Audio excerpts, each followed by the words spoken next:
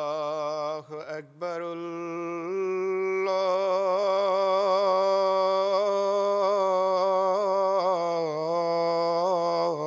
اللہ اکبر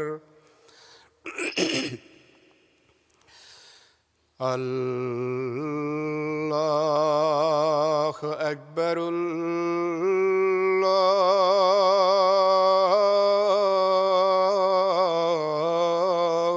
اللہ اکبر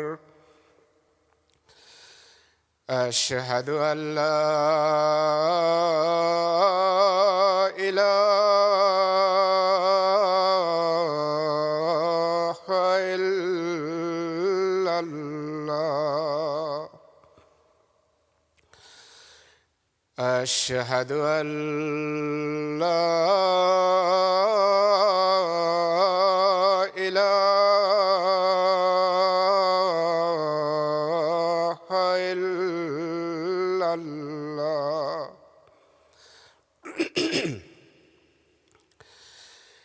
اشہد ان محمدا رسول اللہ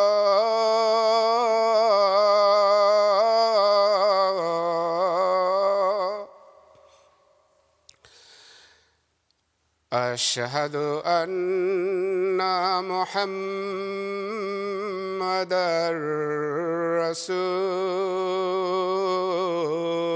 رسول اللہ حی علی الصلاۃ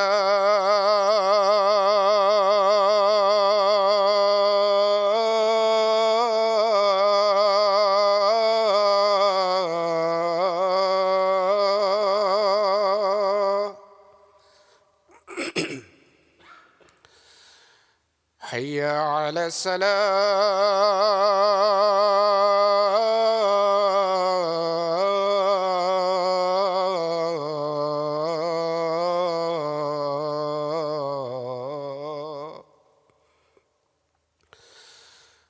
حی علی الفلاح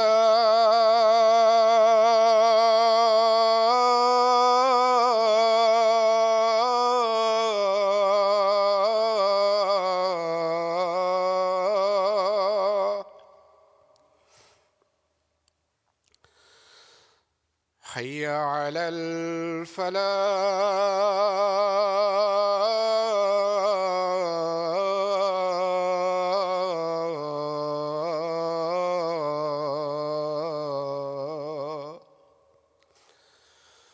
اللہ اکبر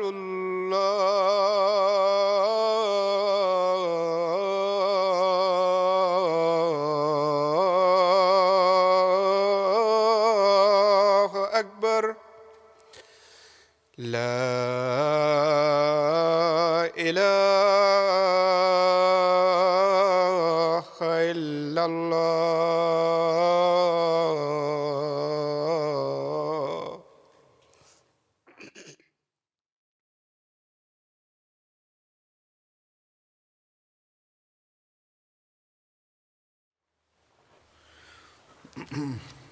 السلام علیکم ورحمۃ اللہ.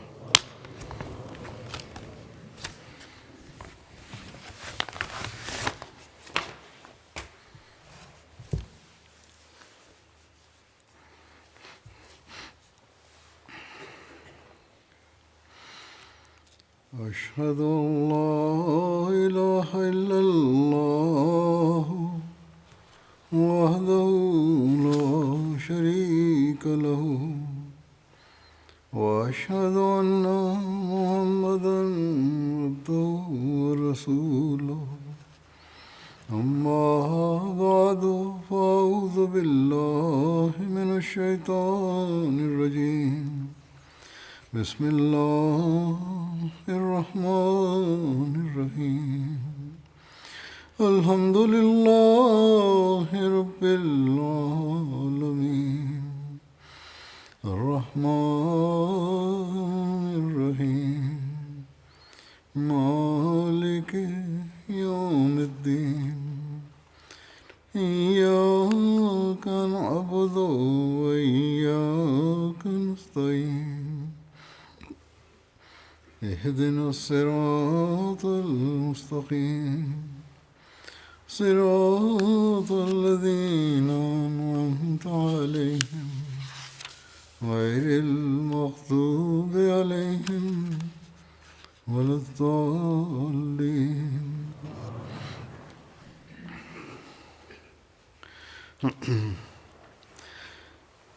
حضرت ابوبکر صدیق رضی اللہ عنہ کے محاسن اور مناقب بیان ہو رہے تھے. اس سلسلے میں ان کا لوگوں میں سب سے بہتر اور محبوب ہونے کے بارے میں لکھا ہے. حضرت ابن عمر رضی اللہ عنہما سے روایت ہے کہ نبی کریم صلی اللہ علیہ وسلم کے زمانے میں ہم لوگوں میں سے ایک کو دوسرے سے بہتر قرار دیا کرتے تھے. مقابلہ ہوتا تھا کہ کون بہتر ہے دوسرے سے، اور سمجھتے تھے اس وقت کہ حضرت ابوبکر سب سے بہتر ہیں، پھر حضرت عمر بن خطاب، پھر حضرت عثمان بن عفان رضی اللہ عنہ. حضرت جابر بن عبداللہ نے بیان کیا، حضرت عمر نے حضرت ابوبکر سے کہا کہ اے لوگوں میں سب سے بہتر رسول اللہ صلی اللہ علیہ وسلم کے بعد. تو حضرت ابوبکر نے تعریف کی، حضرت عمر نے حضرت ابوبکر کی. تو حضرت ابوبکر نے کہا کہ اگر تم ایسا کہتے ہو تو میں نے رسول اللہ صلی اللہ علیہ وسلم کو یہ فرماتے ہوئے سنا ہے کہ سورج طلوع نہیں ہوا کسی آدمی پر جو عمر سے بہتر ہو. یعنی آپ نے فوراً اپنی عاجزی کا اظہار فرمایا کہ مجھے کہتے ہو تم بہتر، حالانکہ میں نے تو تمہارے بارے میں بھی سنا ہوا ہے آن سلم سے تم بہتر ہو. عبداللہ بن شفیق نے بیان کیا کہ میں نے حضرت عائشہ سے کہا کہ نبی صلی اللہ علیہ وسلم کے صحابہ میں سے کون رسول اللہ صلی اللہ علیہ وسلم کو سب سے زیادہ محبوب تھا؟ تو انہوں نے فرمایا حضرت ابوبکر. میں نے کہا پھر کون؟ فرمایا حضرت عمر. میں نے کہا پھر کون؟ فرمایا پھر حضرت ابو عبیدہ بن جراح. وہ کہتے ہیں کہ میں نے کہا پھر کون؟ پھر آپ خاموش رہیں. محمد بن سیرین نے بیان کیا میں اس شخص کے بارے میں گمان نہیں کرتا جو حضرت ابوبکر اور حضرت عمر کی تنقیص بیان کرتا ہے،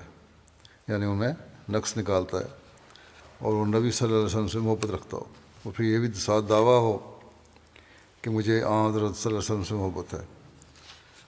حضرت ابوبکر اور حضرت عمر پر نقص نکالنے کے بعد یہ دعویٰ غلط ہے کہ آپ پھر ان کو حضرت صلی اللہ علیہ وسلم سے محبت ہے، کیونکہ یہ دونوں صلی اللہ علیہ وسلم کو بڑے پیارے تھے. حضرت عائض بن عمر سے روایت ہے کہ حضرت سلمان، حضرت صہیب اور حضرت بلال چند لوگوں کے درمیان بیٹھے ہوئے تھے کہ ابو سفیان آئے. اس پر ان لوگوں نے کہا کہ اللہ کی قسم، اللہ کی تلواروں نے اللہ کے دشمن کی گردن کے ساتھ ابھی تک اپنا حساب چکتا نہیں کیا، یعنی صحیح طرح جو بدلہ لینا چاہیے تھا وہ نہیں لیا. راوی کہتے ہیں یہ سن کر حضرت ابوبکر نے کہا کیا تم قریش کے بڑے سرداروں کے بارے میں اس طرح کہہ رہے ہو؟ ابو سفیان بھی قریش کے سرداروں میں سے ہیں، تم کہہ رہے ہو کہ ان سے ہم نے بدلہ نہیں لیا. پھر حضرت ابوبکر خود نبی کریم صلی اللہ علیہ وسلم کی خدمت میں حاضر ہوئے اور آپ کو یہ بات بتائی. تو آپ نے فرمایا کہ اے ابوبکر، شاید تم نے ان لوگوں یعنی سلمان، صہیب اور بلال کو ناراض کر دیا. اگر تم نے انہیں ناراض کیا تو سمجھ لو کہ تم نے اپنے رب کو ناراض کیا. اس پر حضرت ابوبکر ان تینوں حضرات کے پاس آئے اور کہا پیارے بھائیوں، کیا میں نے آپ کو ناراض کر دیا؟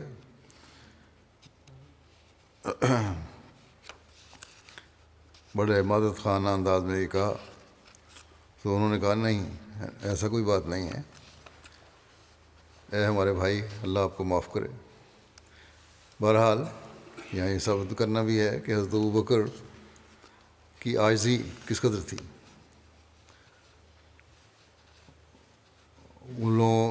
ایسے لوگ جن کو آپ نے غلامی سے آزاد بھی کروایا ہوا ہے، اس کے باوجود ان کے پاس آتے ہیں اور ان سے معافی مانگتے ہیں، اور پھر حضرت صلی اللہ علیہ وسلم کی محبت اور اطاعت کا کیا معیار تھا کہ صلی اللہ علیہ وسلم نے یہ بات فرمائی کہ تم نے ناراض کر دیا، یہ نہیں فرمایا کہ جا کے معافی مانگو، لیکن آپ فوراً خود گئے اور ان سے معافی مانگی۔ یہ واقعہ بیان کرتے ہوئے شرح میں لکھا گیا ہے کہ یہ واقعہ صلح حدیبیہ کے موقع پر کفار کی جنگ بندی کے معاہدہ کے بعد کا ہے، جب ابو سفیان ابھی مسلمان نہیں ہوئے تھے۔ اس وقت مسلمانوں کا خیال تھا کہ اگر کیوں نہ ہم نے ان کو پہلے ہی مار دیا ہوتا۔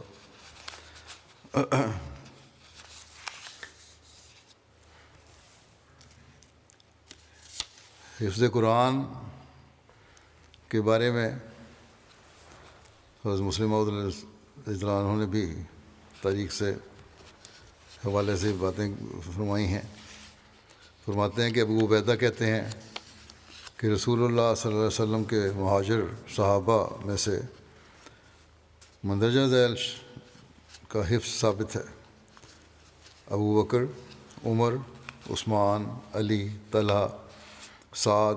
ابن مسعود، حذیفہ، سالم، ابو ہریرہ، عبداللہ بن صائب، عبداللہ بن عمر، عبداللہ بن عباس، اور عورتوں میں سے عائشہ، حضرت حفصہ اور حضرت ام سلمہ۔ ان میں سے اکثر نے تو رسول اللہ صلی اللہ علیہ وسلم کی زندگی میں ہی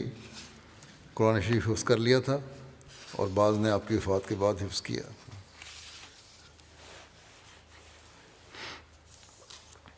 ثانی اثنین کے بارے میں حضرت عمر اور حضرت ابوبکر کی اپنی روایت یوں ہے: حضرت انس نے حضرت ابوبکر سے روایت کی، وہ کہتے تھے کہ میں نے نبی صلی اللہ علیہ وسلم سے کہا، اور میں اس وقت غار میں تھا، یعنی حضرت ابوبکر نے کہا جب کہ وہ غار میں ساتھ تھے آپ صلی اللہ علیہ وسلم کے، کہ اگر ان میں سے کوئی اپنے پاؤں کے نیچے نگاہ ڈالے، یعنی کافر جو باہر کھڑے تھے، اگر نیچے دیکھے تو ہمیں ضرور دیکھ لے گا۔ تو آپ صلی اللہ علیہ وسلم نے فرمایا: ابو بکر، آپ کا کیا خیال ہے ان دو شخصوں کی نسبت جن کے ساتھ تیسرا اللہ ہو؟ بخاری کی روایت ہے یہ۔ حضرت مسیح موعود علیہ الصلوۃ والسلام فرماتے ہیں کہ حضرت ابوبکر صدیق کے محاسن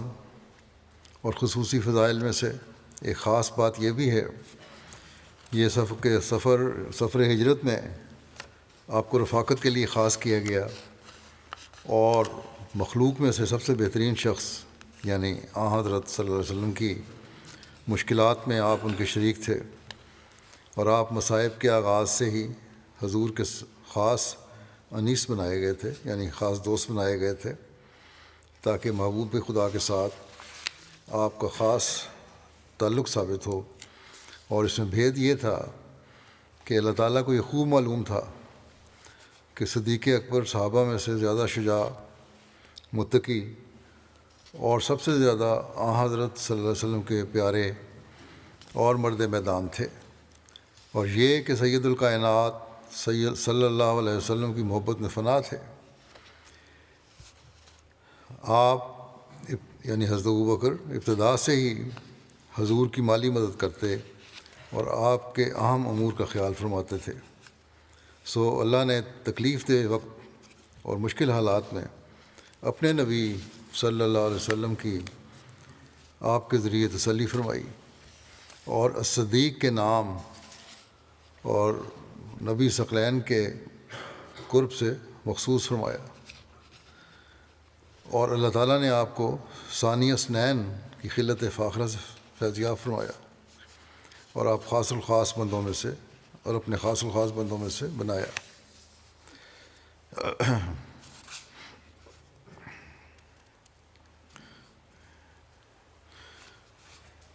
غیر مسلم مصنفین نے بھی حضرت ابوبکر کو خراج عقیدت پیش کیا۔ الجیریا کا 20ویں صدی کا ایک مورخ ہے آندرے تھرویر، حضرت ابوبکر رضی اللہ عنہ کے بارے میں لکھتا ہے کہ ابوبکر کا مزاج سادہ تھا،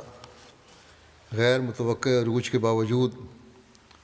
انہوں نے غربت والی زندگی بسر کی۔ جب انہوں نے وفات پائی تو انہوں نے اپنے پیچھے ایک بوسیدہ لباس، ایک غلام اور ایک اونٹ ترکے میں چھوڑا۔ وہ اہل مدینہ کے دلوں پر سچی حکومت کرنے والے تھے۔ ان میں ایک بہت بڑی خوبی تھی اور وہ تھی قوت و توانائی۔ لکھتا ہے کہ محمد صلی اللہ علیہ وسلم نے جس خوبی کے ذریعے غلبہ حاصل کیا تھا اور جو آپ کے دشمنوں میں کامیاب تھی، وہ خوبی حضرت ابوبکر میں پائی جاتی تھی، اور وہ تھی، کیا خوبی تھی؟ غیر متزلزل ایمان اور مضبوط یقین۔ اور ابوبکر صحیح جگہ پر صحیح آدمی تھا۔ پھر لکھتا ہے کہ اس معمر اور نیک سیرت انسان نے اپنے موقف کو اختیار کیا جب کہ ہر طرف بغاوت برپا تھی۔ آپ نے اپنے مومنانہ اور غیر متزلزل عزم سے حضرت محمد صلی اللہ علیہ وسلم کے کام کو اثر نو شروع کیا۔ پھر ایک برطانوی مورخ ہے جے سانڈرز، وہ لکھتا ہے کہ پہلے خلیفہ کی یاد مسلمانوں میں ہمیشہ ایک ایسے انسان کے طور پر جاگزین رہی ہے جو کامل وفادار، لطف و کرم کا پیکر، اور کوئی سخت سے سخت طوفان بھی ان کی مستقل تحمل مزاجی کو ہلا نہ سکا۔ ان کا عہد حکومت اگرچہ مختصر تھا، لیکن اس میں جو کامیابیاں حاصل ہوئیں وہ بہت عظیم تھیں۔ ان کی طبیعت کے ٹھہراؤ اور ثبات و استقلال نے ارتداد پر قابو پا کر عرب قوم کو دوبارہ دائرہ اسلام میں داخل کر دیا، اور ان کے تسخیر شام کے مصمم ارادے نے عرب دنیا کی سلطنت کی بنیاد رکھ دی۔ پھر ایک اور انگریز مصنف ہے ایچ جی ویلز، یہ کہتا ہے کہ یہ کہا جاتا ہے کہ اسلامی سلطنت کی اصل بنیاد رکھنے والے محمد صلی اللہ علیہ وسلم سے زیادہ ابوبکر تھے، جو آپ کے دوست اور مددگار تھے۔ خیر یہ تو مبالغہ کر رہا ہے یہاں، بہرحال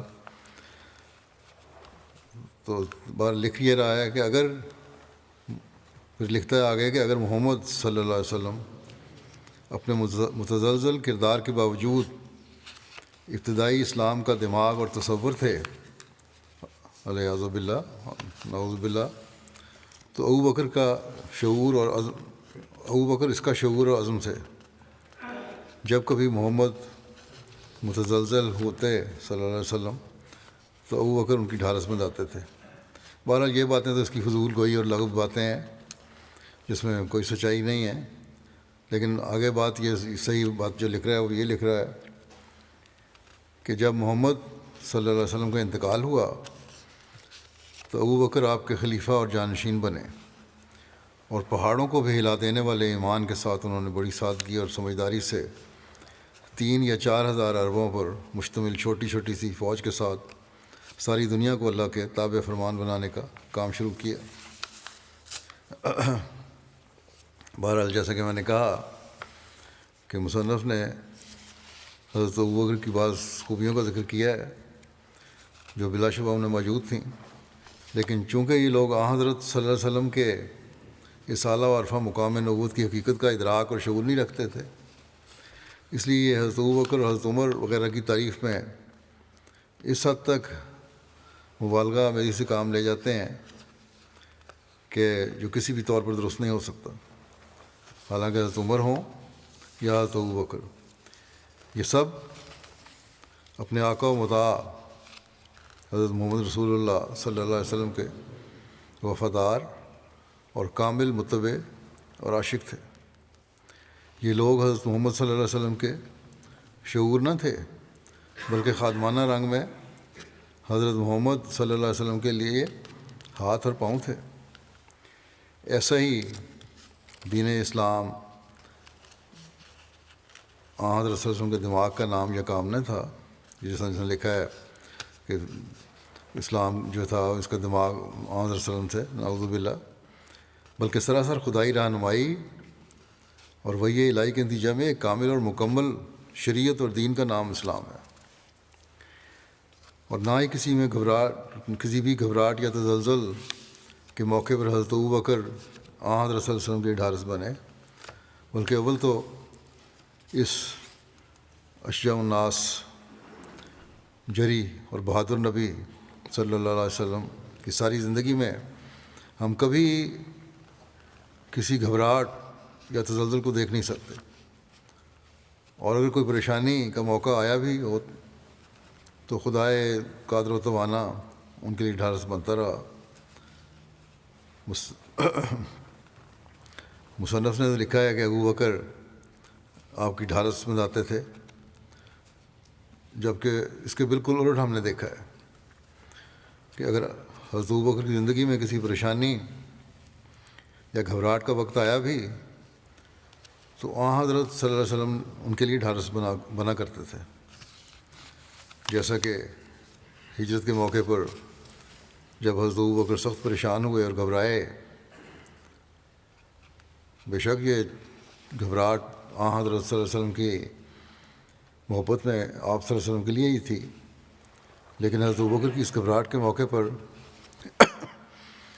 حضرت صلی اللہ علیہ وسلم ان کی ڈھارس بنے، جب آپ صلی اللہ علیہ وسلم نے حضرت ابوبکر سے یہ کہا کہ لا تحزن ان اللہ معنا، کہ اے ابوبکر تم گھبراؤ نہیں، اللہ ہمارے ساتھ۔ اور جیسا کہ پہلے بیان ہو چکا ہے ابھی، حضرت ابوبکر نے خود بیان فرمایا مجھے گھبراہٹ تھی تو آپ صلی اللہ علیہ وسلم نے تسلی دلائی۔ بس یہ ایک واقعہ ہی آپ کے عزم اور توکل اور اللہ تعالیٰ کے خاص نبی ہونے کی واضح دلیل ہے، لیکن بہرحال یہ عقل کے اندھے، ان کو ایک بات اگر مجبور ہوتے ہیں سچ کہنے میں تو کچھ نہ کچھ بیچ میں گند ملانے کی ضرور کوشش کرتے ہیں۔ پھر ایک اور برطانوی مستشرق ہے TW آرنلڈ، وہ کہتا ہے کہ وہ ابوبکر ایک دولت مند تاجر تھے، اعلیٰ کردار اور اپنی ذہانت اور قابلیت کی بنا پر ان کے ہم وطن ان کی بہت عزت کرتے تھے۔ اسلام قبول کرنے کے بعد انہوں نے اپنی دولت کا بڑا حصہ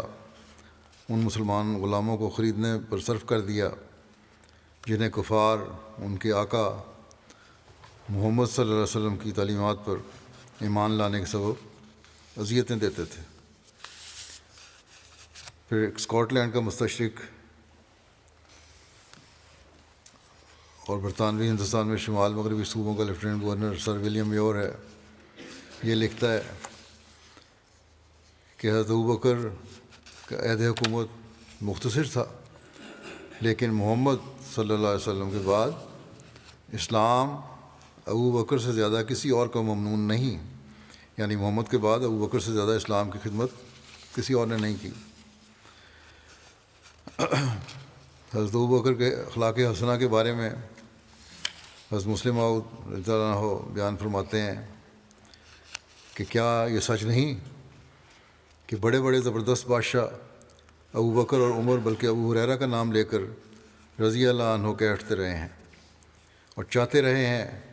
کہ کاش ان کی خدمت کا ہی ہمیں موقع ملتا۔ پھر کون ہے جو کہہ سکے کہ ابوبکر اور عمر اور ابو ہریرہ رضی اللہ عنہم نے غربت کی زندگی بسر کر کے کچھ نقصان اٹھایا؟ بے شک انہوں نے دنیاوی لحاظ سے اپنے اوپر ایک موت قبول کر لی، لیکن وہ موت ان کی حیات ثابت ہوئی اور اب کوئی طاقت ان کو مار نہیں سکتی، وہ قیامت تک زندہ رہیں گے۔ پھر فرماتے ہیں کہ ابوبکر کو اللہ تعالیٰ نے محض اس لیے ابوبکر نہیں بنایا تھا کہ وہ اتفاقی طور پر رسول کریم صلی اللہ علیہ وسلم کے زمانے میں پیدا ہو گئے تھے۔ عمر کو اللہ تعالیٰ نے اس لیے عمر کا درجہ نہیں عطا نہیں کیا تھا کہ وہ اتفاقی طور پر رسول کریم صلی اللہ علیہ وسلم کے زمانہ میں پیدا ہو گئے تھے۔ عثمان اور علی کو محض اس لیے خدا تعالیٰ نے عثمان اور علی کا جو مرتبہ ہے وہ عطا نہیں کیا تھا کہ وہ اتفاقی طور پر رسول کریم صلی اللہ علیہ وسلم کی دامادی کے مقام پر پہنچ گئے تھے، یا طلحہ اور زبیر کو محض اس لیے کہ وہ آپ کے صلی اللہ علیہ وسلم کے خاندان یا آپ کی قوم میں سے تھے اور آپ کے زمانہ میں پیدا ہو گئے تھے، عزتیں اور رتبے عطا نہیں کیے تھے، بلکہ یہ وہ لوگ تھے جنہوں نے اپنی قربانیوں کو ایسے اعلیٰ مقام پر پہنچا دیا تھا کہ جس سے زیادہ انسان کے وہم و گمان میں بھی نہیں آتا۔ بس یہ قربانیاں ہیں جو انسان کو مقام دلاتی ہیں۔ پھر حضرت مسلم موعود فرماتے ہیں ایک جگہ کہ حضرت ابوبکر رضی اللہ عنہ کی کتنی عزت ہمارے دلوں میں ہے، مگر کیا کوئی کہہ سکتا ہے کہ یہ عزت ان کی اولاد کی وجہ سے ہے؟ ہم میں سے تو اکثر ایسے ہیں جو جانتے تک نہیں کہ حضرت ابوبکر کی نسل کہاں تک چلی، اور ان کی نسل کے حالات ہی محفوظ نہیں ہیں۔ آج بہت سے لوگ ایسے موجود ہیں جو اپنے آپ کو حضرت ابوبکر کی اولاد ظاہر کر کے اپنے آپ کو صدیقی کہتے ہیں، لیکن اگر ان سے کوئی کہے کہ تم قسم کھاؤ کہ واقعی تم صدیقی ہو اور تمہارا سلسلہ نسب حضرت ابوبکر کی تک پہنچتا ہے، تو وہ ہرگز قسم نہیں کھا سکیں گے، اور اگر وہ قسم کھا بھی جائیں تو ہم کہیں گے کہ یہ جھوٹ بول رہے ہیں اور بے ایمان ہیں۔ اس کی وجہ یہی ہے کہ حضرت ابوبکر کی نسل کے حالات اتنے محفوظ ہی نہیں ہیں کہ آج کوئی اپنے آپ کو صحیح طور پر ان کی طرف منسوب کر سکے۔ بس ہم حضرت ابوبکر کی عزت اس لیے نہیں کرتے کہ ان کی نسل کا کام عالی شان ہے، ہم حضرت عمر کی عزت اس لیے نہیں کرتے کہ ان کی نسل کا کام نہایت اعلیٰ پایا کا ہے، ہم حضرت عثمان کی عزت اس لیے نہیں کرتے کہ ان کی نسل کارہائے نمایاں کر رہی ہے، اور ہم حضرت علی کو اس لیے نہیں یاد کرتے کہ ان کی نسل میں خاص خوبیاں ہیں۔ حضرت علی کا تو سلسلہ نسب بھی اب تک چل رہا ہے، مگر ان کی عزت اس لیے نہیں کی جاتی کہ ان کی نسل اب تک قائم ہے۔ باقی بھی جتنے صحابہ تھے ان میں سے کوئی ایک بھی تو ایسا نہیں جسے اس کی نسل کی وجہ سے یاد کیا جاتا ہو، بس حقیقت یہ ہے کہ ہم ان کو ان کی ذاتی قربانیوں کی وجہ سے یاد کرتے ہیں اور ان کی عزت کرتے ہیں۔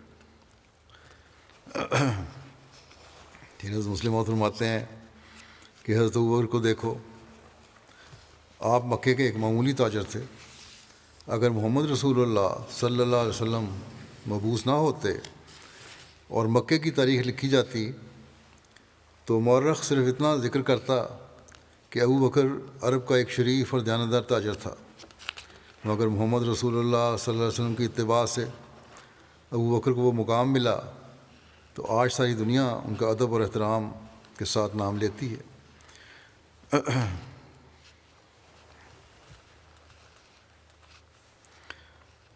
جب رسول کریم صلی اللہ علیہ وسلم وفات پا گئے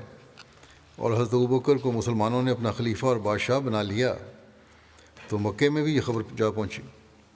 ایک مجلس میں بہت سے لوگ بیٹھے تھے جن میں حضرت ابوبکر کے والد ابو قحافہ بھی موجود تھے۔ جب انہوں نے سنا کہ ابوبکر کے ہاتھ پر لوگوں نے بیعت کر لی ہے تو ان کے لیے اس امر کو تسلیم کرنا ناممکن ہو گیا، اور انہوں نے خبر دینے والے سے پوچھا کہ تم کس ابوبکر کی بات کر رہے ہو؟ اس نے کہا وہی ابوبکر جو تمہارا بیٹا ہے۔ انہوں نے ان کے والد حضرت ابوبکر کے والد نے ابو قحافہ نے عرب کے ایک ایک قبیلے کا نام لے کر کہنا شروع کر دیا کہ اس نے بھی ابوبکر کی بیعت کر لی ہے۔ پھر پوچھنا شروع کیا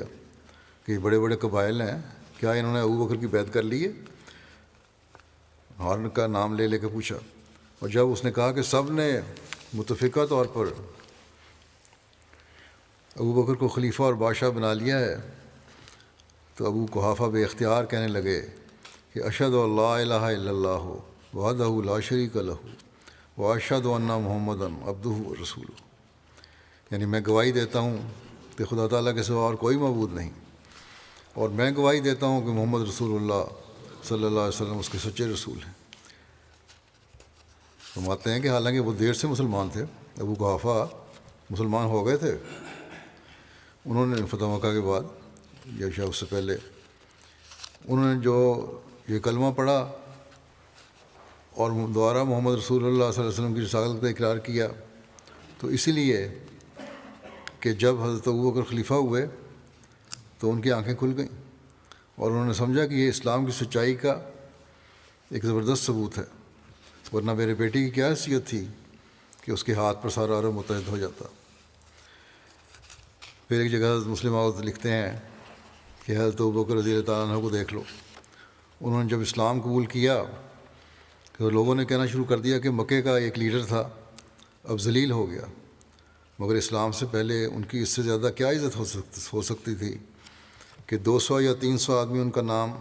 عزت سے لیتے ہوں گے، لیکن اسلام کی برکت ہے کہ اللہ تعالیٰ نے انہیں خلافت اور بادشاہت کی برکت سے نوازا اور انہیں دنیا بھر میں دائمی عزت اور ایک لازوال شہرت کا مالک بنا دیا۔ کہاں ایک قبیلے کی لیڈری اور کہاں یہ کہ تمام مسلمانوں کا خلیفہ اور مملکت عرب کا بادشاہ ہونا، جس نے ایران اور روم سے ٹکر لی اور انہیں نیچا دکھایا۔ پھر ایک جگہ فرماتے ہیں آپ کہ دیکھو، بادشاہت رسول کریم صلی اللہ علیہ وسلم کے قدموں پر ہی نہیں، آپ صلی اللہ علیہ وسلم کے خادموں کے قدموں پر بھی آ گئی، لیکن آپ صلی اللہ علیہ وسلم نے نہ اس وقت خواہش کی جب آپ صلی اللہ علیہ وسلم کو بھی بادشاہت نہیں ملی تھی، اور نہ اس وقت خواہش کی جب آپ صلی اللہ علیہ وسلم کو بادشاہت مل گئی بادشاہت کی، نہ حضرت ابوبکر رضی اللہ عنہ نے بادشاہت کی خواہش کی، نہ حضرت عمر رضی اللہ تعالیٰ عنہ نے بادشاہت کی خواہش کی، نہ حضرت عثمان رضی اللہ عنہ نے بادشاہت کی خواہش کی، اور نہ حضرت علی رضی اللہ تعالیٰ عنہ نے بادشاہت کی خواہش کی، بلکہ ان میں بادشاہت کے آثار پائے ہی نہیں جاتے تھے، حالانکہ وہ دنیا کے اتنے زبردست بادشاہ تھے جن کی تاریخ میں مثال ہی نہیں ملتی۔ ان کی طباعیں اتنی سادہ تھیں، ان کی ملاقاتیں اتنی سادہ تھیں، ان میں تواضع اس قدر پایا جاتا تھا کہ ظاہری طور پر یہ بھی معلوم نہیں ہو سکتا تھا کہ وہ بادشاہ ہیں۔ ان میں سے کسی نے بھی یہ نہیں کہا کہ میری حکومت ہے، میں بادشاہ ہوں۔ ان میں سے کوئی شخص بھی کبھی اس بات پر آمادہ نہیں ہوا کہ وہ اپنی بادشاہت کا اظہار کرے، اور نہ ہی وہ اس بات کی کبھی خواہش کرتے تھے۔ در حقیقت جو خدا تعالیٰ کے ہو جاتے ہیں، دنیا خود ان کے قدموں پر آ گرتی ہے۔ لوگ تو یہ سمجھتے ہیں کہ بادشاہتوں سے انہیں مدد ملے گی، لیکن جو خدا تعالیٰ کے ہو جاتے ہیں، بادشاہتیں سمجھتی ہیں کہ انہیں ان کی غلامی سے عزت ملے گی۔ پھر آپ فرماتے ہیں ایک جگہ دیکھو، ابوبکر بادشاہ بن گئے، لیکن ان کا باپ یہ سمجھتا تھا کہ ان کا بادشاہ ہونا ناممکن ہے، کہ انہیں بادشاہت خدا تعالیٰ کی طرف سے ملی تھی، کیونکہ انہیں بادشاہت خدا تعالیٰ کی طرف سے ملی تھی۔ اس کے مقابلے میں تیمور بھی ایک بڑا بادشاہ تھا، لیکن وہ اپنی دنیاوی تدابیر کی وجہ سے بادشاہ ہوا تھا۔ نیپولین بھی بڑا بادشاہ تھا، لیکن وہ اپنی محنت اور دنیاوی تدابیر سے بادشاہ بن گیا تھا۔ نادر شاہ بھی بڑا بادشاہ تھا، لیکن اسے بھی بادشاہت اپنی ذاتی محنت اور کوشش اور دنیاوی تدابیر سے ملی تھی۔ پس بادشاہت سب کو ملی، لیکن ہم کہیں گے کہ تیمور کو بادشاہت آدمیوں کے ذریعے ملی، لیکن ابوبکر کو بادشاہت خدا تعالیٰ سے ملی۔ ہم کہیں گے نیپولین کو بادشاہت دنیاوی تدابیر سے ملی تھی، لیکن حضرت عمر کو بادشاہت خدا تعالیٰ سے ملی۔ ہم کہیں گے چنگیز خان کو بادشاہت دنیاوی ذرائع سے ملی تھی، لیکن حضرت عثمان کو بادشاہت خدا تعالیٰ نے دی۔ ہم کہیں گے نادر شاہ دنیاوی تدابیر سے بادشاہ بنا تھا، لیکن حضرت علی کو بادشاہت خدا تعالیٰ نے دی۔ بس بادشاہت سب کو ملی۔ دنیاوی بادشاہوں کا بھی دبدبہ تھا، روب تھا، ان کا بھی قانون چلتا تھا، اور خلفاء کا بھی، بلکہ ان کا قانون ابوبکر اور عمر اور عثمان اور علی سے زیادہ چلتا تھا، لیکن یہ خدا تعالیٰ کی طرف سے بادشاہ مقرر ہوئے تھے، یعنی یہ چاروں، اور وہ آدمیوں کے ذریعے بادشاہ ہوئے تھے جو دنیا دار بادشاہ تھے۔ بس جب رسول کریم صلی اللہ علیہ وسلم نے فرمایا کہ جو شخص کسی عام کام سے پہلے بسم اللہ نہیں پڑھتا، بسم اللہ کی برکات کا ذکر فرما رہے ہیں آپ یہاں، اسے برکت نہیں ملتی، تو اس کا یہ مطلب نہیں تھا کہ وہ اپنے مقصد میں ناکام رہتا ہے، بلکہ اس کا مطلب یہ تھا کہ اسے وہ مقصد خدا تعالیٰ سے نہیں مل سکتا۔ جو بادشاہت خدا تعالیٰ کے ذریعے ملنے والی تھی، وہ حضرت ابوبکر، عمر، عثمان اور علی کو ملی، ان کے سوا دوسرے لوگوں کو نہیں ملی۔ دوسروں کو جو بادشاہت ملی وہ شیطان سے ملی یا انسان سے ملی، ورنہ لینن، اسٹالن اور مالنکوف نے بسم اللہ نہیں پڑھی، لیکن بادشاہت ان کو بھی ملی۔ روزویلٹ، ٹرومین اور آئزن ہاور نے بھی بسم اللہ نہیں پڑھی، لیکن بادشاہت ان کو بھی ملی۔ وہ بسم اللہ کو جانتے بھی نہیں تھے، اور نہ بسم اللہ ان کی دلوں میں کوئی قدر ہے، نہ بسم اللہ کی ان کے دلوں میں قدر ہے۔ پس جب رسول کریم صلی اللہ علیہ وسلم نے فرمایا کہ بسم اللہ پڑھنے کے بغیر برکت نہیں ملتی، تو اس کا یہ مطلب تھا کہ اس سے خدا تعالیٰ کی طرف سے کچھ نہیں ملتا۔ خدا تعالیٰ کی طرف سے صرف اسی کو ملتا ہے جو ہر اہم کام سے پہلے بسم اللہ پڑھ لیتا ہے۔ اب ہر شخص یہ سمجھ سکتا ہے کہ خدا تعالیٰ کی طرف سے ملنے والی چیز زیادہ برکت والی ہوتی ہے یا بندوں سے ملنے والی چیز زیادہ برکت والی ہوتی ہے۔ انسانی تدابیر سے حاصل کی ہوئی بادشاہت بند بھی ہو سکتی ہے، لیکن خدا تعالیٰ کی دی ہوئی بادشاہت بند نہیں ہو سکتی۔ کاش کہ نقطہ مسلمانوں کو بھی آج سمجھ آ جائے۔ وہ بسم اللہ پڑھتے بھی ہیں، لیکن وہ بھی لگتا ہے صرف ظاہری منہ سے ادا ہو رہی ہے اور دل سے نہیں۔ پھر لکھتے ہیں کہ یزید بھی ایک بادشاہ تھا، اس سے کتنا غرور تھا، اس سے طاقت کا کتنا دعویٰ تھا۔ اس نے رسول کریم صلی اللہ علیہ وسلم کے خاندان کو تباہ کیا، بظاہر اپنے آپ کو مسلمان بھی کہتا تھا۔ اس نے آپ کی اولاد کو قتل کیا اور اس کی گردن نیچے نہیں ہوتی تھی، بڑا اکڑ کے رہتا تھا۔ وہ سمجھتا تھا کہ میرے سامنے کوئی نہیں بول سکتا۔ حضرت ابوبکر بھی بادشاہ ہوئے، لیکن ان میں عجز تھا، انکسار تھا۔ آپ فرماتے تھے مجھے خدا تعالیٰ نے لوگوں کی خدمت کے لیے مقرر کیا ہے، اور خدمت کے لیے جتنی مہلت مجھے مل جائے اس کا احسان ہے۔ لیکن یزید کہتا تھا کہ مجھے میرے باپ نے سے بادشاہت ملی ہے، میں جس کو چاہوں مار دوں اور جس کو چاہوں زندہ رکھوں۔ بظاہر یزید اپنی بادشاہت میں حضرت ابوبکر سے بڑا ہوا تھا۔ وہ کہتا تھا میں خاندانی بادشاہ ہوں، کس کی طاقت ہے کہ میرے سامنے بولے؟ لیکن حضرت ابوبکر فرماتے تھے کہ میں اس قابل کہاں تھا کہ بادشاہ بن جاتا، مجھے جو کچھ دیا ہے خدا تعالیٰ نے دیا ہے، میں اپنے زور سے بادشاہ نہیں بن سکتا۔ میں ہر ایک کا خادم ہوں،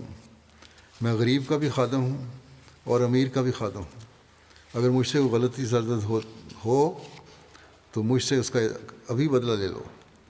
قیامت کے دن مجھے خراب نہ کرنا۔ ایک سننے والا کہتا ہوگا کہ یہ کیا ہے، اسے تو ایک نمبردار کی سی حیثیت بھی حاصل نہیں ہے حضرت ابوبکر کے بارے میں، لیکن وہ یزید کی بات سنتا ہوگا تو کہتا ہوگا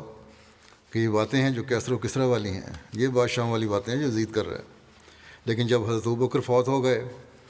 تو ان کے بیٹے، ان کے پوتے اور پڑپوتے، پھر پڑپوتوں کے بیٹے، اور پھر آگے وہ نسل جس میں پوتا اور پڑپوتے کا سوال ہی باقی نہیں رہتا، وہ برابر ابوبکر سے اپنے رشتے پر فخر کرتے تھے۔ پھر ان کو بھی جانے دو، وہ لوگ جو ابوبکر کی طرف منسوب بھی نہیں ہیں، جو آپ کے خاندان کو بھی کبھی نہیں ملے، وہ بھی آپ کے واقعات پڑھتے ہیں تو آج تک ان کی آنکھوں میں آنسو آ جاتے ہیں، ان کی محبت جوش میں آ جاتی ہے۔ کوئی شخص آپ کو برا کہہ دے تو ان کا خون کھولنے لگتا ہے۔ غرض اولاد تو الگ رہی، غیر بھی اپنی جان ان پر نثار کرنے پر تیار ہو جاتے ہیں۔ ہر کلمہ گو جب آپ کا نام سنتا ہے تو کہتا ہے رضی اللہ تعالیٰ عنہ، مگر وہ فخر کرنے والا یزید جو اپنے آپ کو بادشاہ ابن بادشاہ کہتے ہوئے نہیں تھکتا تھا، جب فوت ہوا تو لوگوں نے اس کے بیٹے کو اس کی جگہ بادشاہ بنا دیا۔ جمعہ کا دن تھا، جمعہ کا دن آیا تو ممبر پر کھڑا ہوا اور کہا اے لوگو، میرا دادا اس وقت بادشاہ بنا جب اس سے زیادہ بادشاہت کے مستحق لوگ موجود تھے، میرا باپ اس وقت بادشاہ بنا جب اس سے زیادہ مستحق لوگ موجود تھے، اب مجھے بھی بادشاہ بنا دیا گیا ہے حالانکہ مجھ سے زیادہ مستحق لوگ موجود ہیں۔ اے لوگو، مجھ سے یہ بوجھ اٹھایا نہیں جاتا، میرے باپ اور میرے دادا نے مستحقین کے حق مارے ہیں، لیکن میں ان کے حق مارنے کو تیار نہیں۔ تمہاری خلافت یہ پڑی ہے، جس کو چاہو دے دو، میں نہ اس کا اہل ہوں اور نہ اپنے باپ دادا کو اس کا اہل سمجھتا ہوں۔ انہوں نے جابرانہ اور ظالمانہ طور پر حکومت پر قبضہ کیا تھا، میں اب حقداروں کو ان کا حق واپس دینا چاہتا ہوں۔ یہ کہہ کر وہ گھر سے چلا گیا، وہ کہہ کر گھر چلا گیا۔ اس کی ماں نے جب یہ واقعہ سنا تو کہا کم وقت تو نے اپنے باپ دادا کی ناک کاٹ دی؟ اس نے جواب دیا ماں اگر خدا تعالیٰ نے تجھے عقل دی ہوتی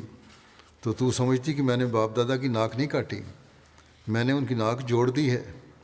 اس کے بعد وہ اپنے گھر میں گوشہ نشین ہو کر بیٹھ گیا اور مرتے دم تک گھر سے باہر نہیں نکلا۔ بس یہ بادشاہ جو اللہ تعالیٰ کی طرف سے ملتی ہے اس کا بھی حق ادا کیا جاتا ہے۔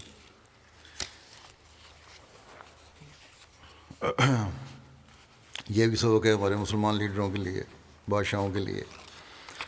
حضرت مسلم موعود پھر بیان فرماتے ہیں اسلام کی خدمت اور دین کے لیے قربانیاں کرنے کی وجہ سے آج حضرت ابوبکر رضی اللہ تعالیٰ عنہ کو جو عظمت حاصل ہے وہ کیا دنیا کے بڑے سے بڑے بادشاہوں کو بھی حاصل ہے۔ آج دنیا کے بادشاہوں میں سے کوئی ایک بھی نہیں جسے اتنی عظمت حاصل ہو جتنی حضرت ابوبکر کو حاصل ہے، بلکہ حضرت ابوبکر تو الگ رہے، کسی بڑے سے بڑے بادشاہ کو بھی اتنی عظمت حاصل نہیں جتنی مسلمانوں کے نزدیک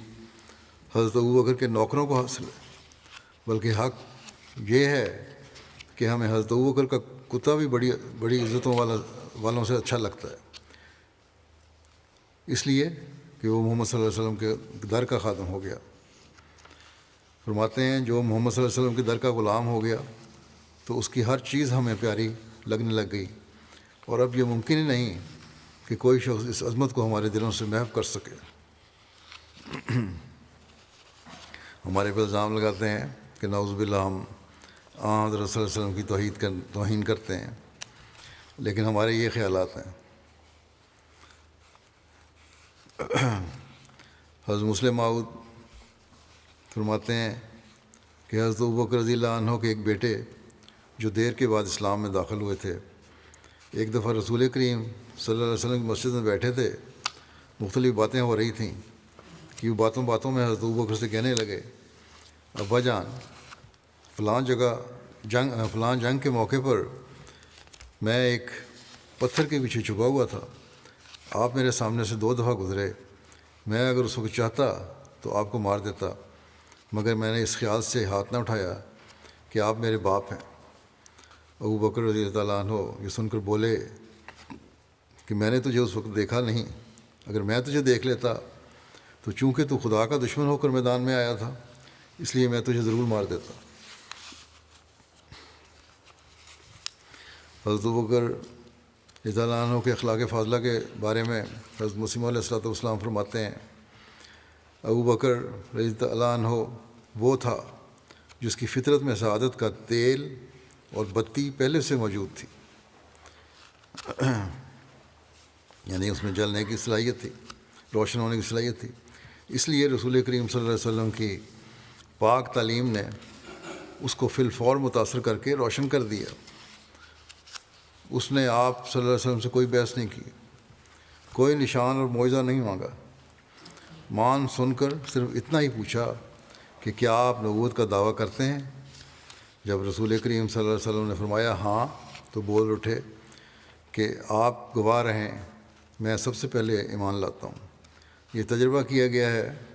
حضرت مسلم فرماتے ہیں کہ یہ تجربہ کیا گیا ہے کہ سوال کرنے والے بہت کم ہدایت پاتے ہیں، ہاں حسن ظن اور صبر سے کام لینے والے ہدایت سے پورے طور پر حصہ لیتے ہیں۔ اس کا نمونہ ابوبکر اور ابو جہل دونوں میں موجود ہے۔ ابوبکر نے جھگڑا نہ کیا اور نشان نہ مانگے، مگر اس کو وہ دیا گیا جو نشان مانگنے والوں کو نہ ملا۔ اس نے نشان پر نشان دیکھے اور خود ایک عظیم الشان نشان بنا۔ ابو جہل نے حجت کی اور مخالفت اور جہالت سے باز نہ آیا، اس نے نشان پر نشان دیکھے مگر دیکھ نہ سکا، آخر خود دوسروں کے لیے نشان ہو کر مخالفت ہی میں ہلاک ہوا۔ پھر حضرت مسیح علیہ السلام فرماتے ہیں مکے کی مٹی ایک ہی تھی جسے ابوبکر رضی اللہ تعالیٰ عنہ اور ابو جہل پیدا ہوئے۔ مکہ وہی مکہ ہے جہاں کروڑوں انسان ہر طبقے اور ہر درجے کے دنیا کے ہر حصے سے جمع ہوتے ہیں۔ اسی سرزمین سے یہ دونوں انسان پیدا ہوئے جن میں سے اول الذکر اپنی سعادت اور رشد کی وجہ سے ہدایت پا کر صدیقوں کا کمال پا گیا، اور دوسرا شرارت، جہالت بے جا، عداوت اور حق کی مخالفت میں شہرت یافتہ ہے۔ یاد رکھو کمال 2 ہی قسم کے ہوتے ہیں، ایک رحمانی دوسرا شیطانی۔ رحمانی کمال کے آدمی آسمان پر ایک شہرت اور عزت پاتے ہیں، اسی طرح شیطانی کمال کے آدمی شیاطین کی شہرت رکھتے ہیں۔ غرض ایک ہی جگہ دونوں تھے۔ پیغمبر خدا صلی اللہ علیہ وسلم نے کسی سے کچھ فرق نہیں کیا، جو کچھ حکم اللہ تعالیٰ نے دیا وہ سب کا سب یکساں طور پر سب کو پہنچا دیا، مگر بد نصیب بدقسمت محروم رہ گئے اور سعید ہدایت پا کر کامل ہو گئے۔ ابو جہل اور اس کے ساتھیوں نے 20 نشان دیکھے، انوار و برکات الہی کو مشاہدہ کیا، مگر ان کو کچھ بھی فائدہ نہ ہوا۔ پھر حضرت مسیح موعود علیہ السلام مزید فرماتے ہیں، دیکھو مکہ معظمہ میں جب حضرت صلی اللہ علیہ وسلم کا ظہور ہوا تو ابو جہل بھی مکہ ہی میں تھا، اور حضرت ابو بکر صدیق رضی اللہ عنہ بھی مکہ ہی کے تھے، لیکن ابو بکر کی فطرت کو سچائی کے قبول کرنے کے ساتھ کچھ ایسی مناسبت تھی کہ ابھی آپ شہر میں بھی داخل نہیں ہوئے تھے۔ راستہ ہی میں جب ایک شخص نے پوچھا کہ کوئی نئی خبر سناؤ، اور اس نے کہا کہ حضرت صلی اللہ علیہ وسلم نے نبوت کا دعویٰ کیا ہے، تو اسی جگہ ایمان لے آئے اور کوئی معجزہ اور نشان نہیں مانگا، اگرچہ بعد میں بے انتہا معجزات آپ نے دیکھے اور خود ایک آیت ٹھہرے۔ لیکن ابو جہل نے باوجود کہ ہزار نشان دیکھے لیکن وہ مخالفت اور انکار سے باز نہ آیا اور تکذیب ہی کرتا رہا۔ اس میں کیا سر تھا، کیا بھید تھا؟ پیدائش دونوں کی ایک ہی جگہ کی تھی، ایک صدیق ٹھہرتا ہے اور دوسرا جو ابو الحکم کہلاتا تھا ابو جہل بنتا ہے۔ اس میں یہی راز تھا کہ اس کی فطرت کو سچائی کے ساتھ کوئی مناسبت ہی نہ تھی۔ غرض ایمانی امور مناسبت ہی پر منحصر ہیں، جب مناسبت ہوتی ہے تو وہ خود معلم بن جاتی ہے اور امور حقہ کی تعلیم دیتی ہے، اور یہی وجہ ہے کہ اہل مناسبت کا وجود بھی ایک نشان ہوتا ہے۔ پھر حضرت مسیح علیہ السلام فرماتے ہیں، میرے رب نے مجھ پر ظاہر کیا کہ صدیق اور فاروق اور عثمان رضی اللہ عنہم نیکوکار اور مومن تھے، اور ان لوگوں میں سے تھے جنہیں اللہ نے چن لیا اور جو خدائے رحمان کی عنایات سے خاص کیے گئے، اور اکثر صاحبان معرفت نے ان کے محاسن کی شہادت دی۔ انہوں نے بزرگوں برتر خدا کی خوشنودی کی خاطر وطن چھوڑے، ہر جنگ کی بھٹی میں داخل ہوئے، اور موسم گرما کی دوپہر کی تپش اور سردیوں کی رات کی ٹھنڈک کی پرواہ نہ کی، بلکہ نوخیز جوانوں کی طرح دین کی راہوں پر محو خرام ہوئے اور اپنوں اور غیروں کی طرف مائل نہ ہوئے، اور اللہ رب العالمین کی خاطر سب کو خیر بات کہہ دیا۔ ان کے اعمال میں خوشبو اور ان کے افعال میں مہک ہے، اور یہ سب کچھ ان کے مراتب کے باغات اور ان کی نیکیوں کے گلستانوں کی طرف رہنمائی کرتا ہے، اور ان کی باد نسیم اپنے معطر جھونکوں سے ان کے اسرار کا پتہ دیتی ہے، اور ان کے انوار اپنی پوری تابانیوں سے ہم پر ظاہر ہوتے ہیں۔ پھر آپ فرماتے ہیں، بخدا اللہ تعالیٰ نے شیخین یعنی ابو بکر و عمر کو اور تیسرے جو ذوالنورین ہیں ہر ایک کو یعنی حضرت عثمان اسلام کے دروازے اور خیر الانام محمد رسول اللہ صلی اللہ علیہ وسلم کی فوج کے ہراول دستے بنایا ہے۔ بس جو شخص ان کی عظمت سے انکار کرتا ہے اور ان کی قطعی دلیل کو حقیر جانتا ہے اور ان کے ساتھ ادب سے پیش نہیں آتا بلکہ ان کی تذلیل کرتا اور ان کو برا بھلا کہنے کے درپے رہتا ہے اور زبان درازی کرتا ہے، مجھے اس کے بد انجام اور سلب ایمان کا ڈر ہے۔ اور جنہوں نے ان کو دکھ دیا، ان پر لعن کیا اور بہتان لگائے تو دل کی سختی اور خدائے رحمان کا غضب ان کا انجام ٹھہرا۔ میرا بارہا کا تجربہ ہے اور میں اس کا کھلے طور پر اظہار بھی کر چکا ہوں کہ ان سادات سے بغض و کینہ رکھنا برکات ظاہر کرنے والے اللہ سے سب سے زیادہ قطع تعلقی کا باعث ہے، اور جس نے بھی ان سے دشمنی کی تو ایسے شخص پر رحمت اور شفقت کی سب راہیں بند کر دی جاتی ہیں اور اس کے لیے علم و عرفان کے دروازے وا نہیں کیے جاتے۔ پھر آپ فرماتے ہیں، تم ایسے شخص پر کیسے لعنت کرتے ہو جس کے دعویٰ کو اللہ نے ثابت کر دیا۔ بعض لوگ فرقے بھی ایسے ہیں جو ایسے الفاظ استعمال کرتے ہیں جو غلط ہیں۔ آپ نے فرمایا کہ ایسے شخص پر کیسے لعنت کرتے ہو جس کے دعویٰ کو اللہ نے ثابت کر دیا، اور اس نے اللہ سے مدد مانگی تو اللہ نے اس کی مدد کی اور اس کی نصرت کے لیے نشانات دکھائے اور بد اندیشوں کی تدبیروں کو پارا پارا کر دیا، اور آپ یعنی ابو بکر نے اسلام کو شکستہ کر دینے والی آزمائش اور جور و جفا کے سیلاب سے بچایا اور پھنکارنے والے اژدہا کو ہلاک کیا۔ آپ نے امن و امان قائم کیا اور اللہ رب العالمین کے فضل سے ہر دروغ گو کو ناکام و نامراد کیا۔ اور حضرت ابوبکر صدیق کی اور بہت سی خوبیاں اور بے حساب و بے شمار برکتیں ہیں، اور مسلمانوں کی گردنیں آپ کے زیر بار احسان ہیں، اور اس بات کا انکار صرف وہی شخص کر سکتا ہے جو اول درجے کا زیادتی کرنے والا ہو۔ جس طرح اللہ نے آپ کو مومنوں کے لیے موجب امن اور مرتدوں اور کافروں کی آگیں بجھانے والا بنایا، اسی طرح اس نے آپ کو اول درجے کا حامی فرقان اور خادم قرآن اور اللہ تعالیٰ کی کتاب مبین کی اشاعت کرنے والا بنایا۔ بس آپ نے قرآن جمع کرنے اور رحمان خدا کے محبوب صلی اللہ علیہ وسلم کی طرف سے اس کی بیان کردہ ترتیب دریافت کرنے میں پوری کوشش صرف فرما دی، اور دین کی غمخواری میں آپ کی آنکھیں ایک چشمہ جاری کے بہنے سے بھی بڑھ کر اشکبار ہوئیں۔ پھر حضرت مسیح موعود فرماتے ہیں، عجیب بات یہ ہے کہ شیعہ حضرات یا بعض لوگ شیعہ جو ہیں یہ اقرار بھی کرتے ہیں کہ حضرت ابوبکر صدیق دشمنوں کی کثرت کے ایام میں ایمان لائے۔ شیعہ حضرات یہ اقرار بھی کرتے ہیں کہ حضرت ابوبکر صدیق دشمنوں کی کثرت کے ایام میں ایمان لائے، اور آپ نے ابتدا کی سخت گھڑی میں حضرت محمد مصطفیٰ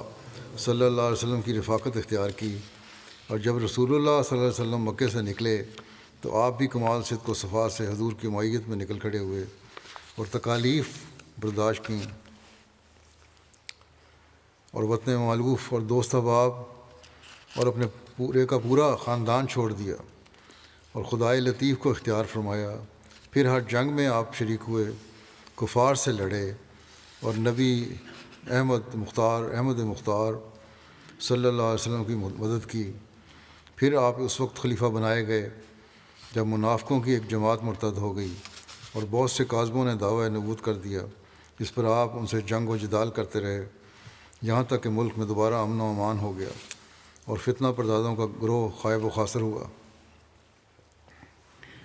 پھر آپ فوت ہوئے اور سید الانبیاء اور معصوموں کے امام صلی اللہ علیہ وسلم کی قبر کے پہلو میں دفن کیے گئے، اور آپ خدا کے حبیب اور اس کے رسول صلی اللہ علیہ وسلم سے جدا نہ ہوئے اور نہ زندگی میں اور نہ موت کے بعد۔ محدود چند ایام کی مفارقت کے بعد آپس میں مل گئے اور محبت کا تحفہ پیش کیا۔ انتہائی تعجب کی بات یہ ہے کہ بقول ان کے یعنی اعتراض کرنے والوں کے، اللہ نے نبی کے مرکت کی تربت کو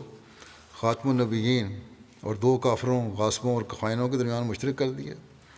اور اپنے نبی اور حبیب کو ان دونوں ابو بکر اور عمر کی ہمسائیگی کی اذیت سے نجات نہ دی، بلکہ ان دونوں کو دنیا اور آخرت میں آپ کے اذیت رساں اور رفقا بنا دیا،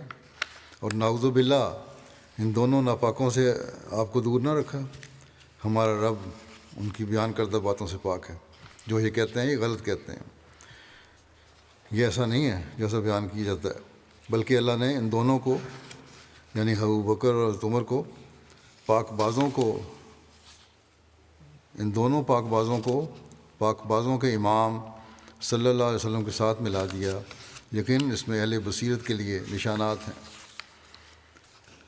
پھر آپ فرماتے ہیں متعصب شیعوں کے بارے میں کہ اگر متعصب شیعوں سے یہ پوچھا جائے کہ مخالف منکروں کی جماعت سے نکل کر بالغ مردوں میں سے اسلام لانے والا پہلا شخص کون تھا، تو انہیں یہ کہنے کے سوا چارہ نہیں کہ وہ حضرت ابوبکر تھے۔ پھر جب یہ پوچھا جائے کہ وہ کون تھا جس نے سب سے پہلے حضرت خاتم النبیین کے ساتھ ہجرت کی اور تمام تعلقات کو پس پش ڈالا اور وہاں چلے گئے جہاں حضور گئے تھے، ان کے لیے اس کے سوا کوئی چارہ نہ ہوگا کہ وہ کہیں کہ وہ حضرت ابوبکر تھے۔ پھر جب یہ پوچھا جائے کہ بفرض محال غاصب ہی صحیح تاہم خلیفہ بنائے جانے والوں میں سے پہلا کون تھا، تو انہیں یہ کہے بغیر کوئی چارہ نہ ہوگا کہ ابوبکر۔ پھر جب یہ پوچھا جائے کہ ملک میں اشاعت کے لیے قرآن کو جمع کرنے والا کون تھا، تو لا محالہ کہیں گے کہ وہ حضرت ابوبکر تھے۔ پھر جب یہ پوچھا جائے کہ خیر المرسلین اور سید المعصومین کے پہلو میں کون دفن ہوئے، تو یہ کہے بغیر انہیں کوئی چارہ نہ ہوگا کہ وہ ابوبکر اور عمر ہیں۔ تو پھر کتنے تعجب کی بات ہے کہ معاذ اللہ ہر فضیلت کافروں اور منافقوں کو دے دی گئی، اور اسلام کی تمام تر خیر و برکت دشمنوں کے ہاتھوں سے ظاہر ہوئی۔ کیا کوئی مومن یہ خیال کر سکتا ہے کہ وہ شخص جو اسلام کے لیے خشت اول تھا وہ کافر اور لعین تھا؟ پھر وہ کہ جس نے فخر المرسلین کے ساتھ سب سے پہلے ہجرت کی وہ بے ایمان اور مرتد تھا؟ اس طرح تو ہر فضیلت کافروں کو حاصل ہو گئی، یہاں تک کہ سید الابرار کی قبر کی ہمسائیگی بھی۔ پھر حضرت مسیح موعود فرماتے ہیں سچ تو یہ ہے کہ ابو بکر صدیق اور عمر فاروق دونوں اکابر صحابہ میں سے تھے۔ ان دونوں نے ادائیگی حقوق میں کبھی کوتاہی نہیں کی۔ انہوں نے تقویٰ کو اپنا رہا اور عدل کو اپنا مقصود بنا لیا۔ وہ حالات کا گہرا جائزہ لیتے اور اسرار کی کنہ تک پہنچ جاتے تھے۔ دنیا کی خواہشات کا حصول کبھی بھی ان کا مقصود نہ تھا۔ انہوں نے اپنے نفوس کو اللہ تعالیٰ کی اطاعت میں لگائے رکھا۔ کثرت فیوض اور نبی الثقلین کے دین کی تائید میں شیخین یعنی ابوبکر و عمر رضی اللہ عنہما جیسا میں نے کسی کو نہ پایا۔ یہ دونوں ہی آفتاب و ملل صلی اللہ علیہ وسلم کی اتباع میں مہتاب سے بھی زیادہ سریع الحرکت تھے، اور آپ صلی اللہ علیہ وسلم کی محبت میں فنا تھے۔ انہوں نے حق کے حصول کی خاطر ہر تکلیف کو شیریں جانا، اور اس نبی کی خاطر جس کا کوئی ثانی نہیں ہر ذلت کو بردا و رغبت گوارا کیا، اور کافروں اور منکروں کے لشکروں اور قافلوں سے مٹھ بھیڑ کے وقت شیروں کی طرح سامنے آئے، یہاں تک کہ اسلام غالب آ گیا اور دشمن کی جمعیتوں نے ہزیمت اٹھائی، شرک چھٹ گیا اور اس کا کلا کما ہو گیا، اور ملت و مذہب کا سورج جگمگ کرنے لگا، اور مقبول دینی خدمات بجا لاتے ہوئے اور مسلمانوں کی گردنوں کو لطف و احسان سے زیر بار کرتے ہوئے ان دونوں کا انجام خیر المرسلین کی ہمسائیگی پر منتج ہوا۔ پھر آپ فرماتے ہیں اللہ اکبر، ان دونوں ابو بکر و عمر کے صدق و خلوص کی کیا بلند شان ہے۔ دونوں ایسے مبارک مدفن میں مدفن ہوئے، اگر موسیٰ اور عیسیٰ زندہ ہوتے تو بسط رشک وہاں دفن ہونے کی تمنا کرتے، لیکن یہ مقام محض تمنا سے تو حاصل نہیں ہو سکتا، اور نہ صرف خواہش سے عطا کیا جا سکتا ہے، بلکہ یہ تو بارگاہ رب العزت کی طرف سے ایک ازلی رحمت ہے۔ انشاءاللہ کچھ حصہ حوالے اور ہیں، انشاءاللہ آئندہ پیش ہوں گے۔